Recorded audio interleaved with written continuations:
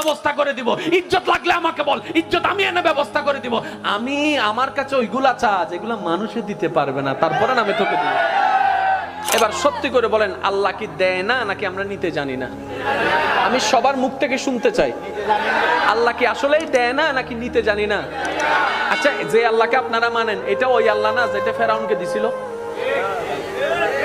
যারা দাঁড়ায় আছেন তারা একটু বলেন না, এই আল্লাহ ওইটা না যেটা নমরুদকে দিছিল? এই আল্লাহ ওইটা না যেটা আবু জাহেলকে দিছিল? এত বড় বড় বাটফাটদেরকে যদি আল্লাহ দিতে পারে, আপনার মতো মুসলমানকে কেন দিতে পারবে না? উনি দিতে জানে, উনি দিতে পারে, আমরা নিতেও জানি না, চাইতেও জানি না।